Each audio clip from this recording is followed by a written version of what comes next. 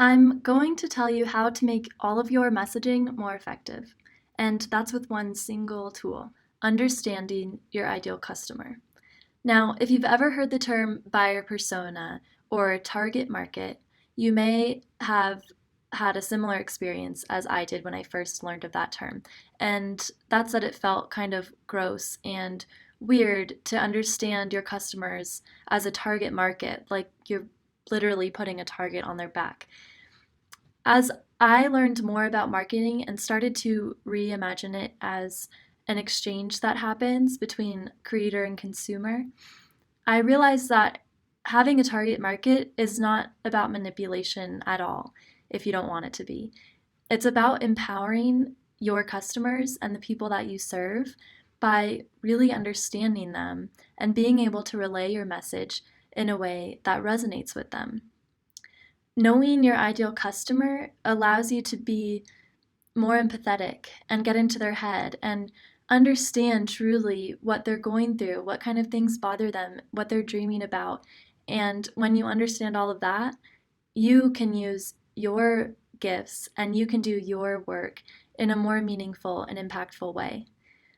So I hope that re-understanding did a lot for you, just like it did for me, because when we go from manipulation to compassion and empathy, we become more effective and we harness empowerment as a tool for making the world better, doing our work better, and having the life that we want to have. My very favorite platform for communicating with my ideal customer and with my audience is email. And the reason for that is it's a platform that's under my control. I'm not leaving it up to algorithms. I'm not trying to keep up with the ever changing rules of social media platforms. And I'm allowing my audience to maintain their power in staying subscribed to my list or not. If at any point someone chooses not to receive my content, it's just one click away. And for me, that's a really important piece of marketing, because when we allow our customers and our community to hold on to their choice in receiving content and being a part of something that they really believe in, we can do better work and we can be more impactful. Now, there's a few really common reasons why business owners or artists or activists don't use email in their marketing or in their community building. And I just want to address some of those right now. I think one of them is this feeling that it's salesy and weird, but I just talked about that. When you understand your customer, you're empathizing with them and you're serving them. And when you use email, you're empowering them with your message and your content, but also with their choice to opt into it or not. So this isn't about manipulation or being salesy. This is about connecting. Another thing that I hear all the time is when I ask, why aren't you using email? What's stopping you? This answer is wildly common. I don't have an email list. Okay, this reminds me of like the chicken and the egg. Which came first, right? Your email list or your content and your emails? If you don't have a list and you're allowing that to stop you from sending out content, then you're kind of just stuck. The best way to grow an email list is to pretend like you already have one.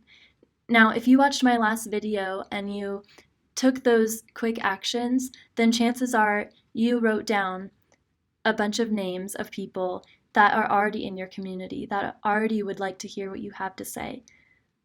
So you've eliminated, you're not at zero anymore. And if you didn't watch it, go watch it. And if you haven't done that exercise, go do it. Because starting with a list of just 10 people is all you need to get started.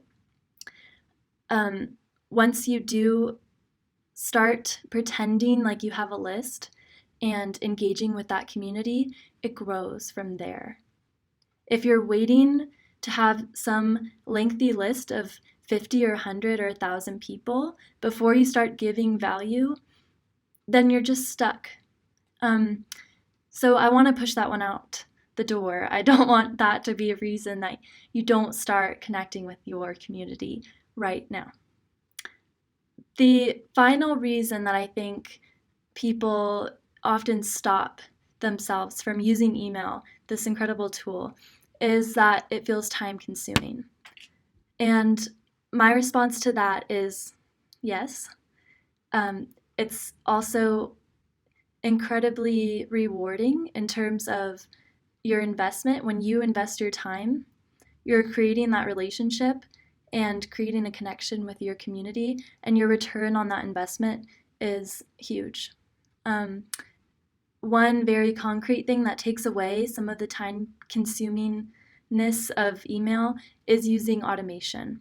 And that's setting up specific sequences for new subscribers to join into, and that really gets going the relationship that you have with that person.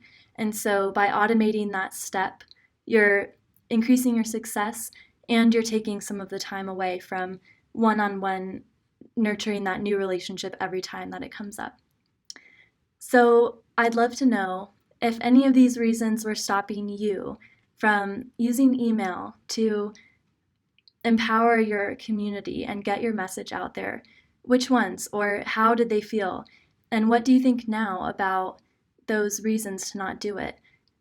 I'd really like to know your experience with this. If you have any other reasons why you're not using email yet, please share them below. I'd really like to hear them. Next week, I'm going to show you different types of email newsletters and explain why they are effective in connecting creator with consumer and getting a message across. So stay tuned for that. And in the meantime, drop your thoughts in the comments below. I'd really love to know what your experience has been.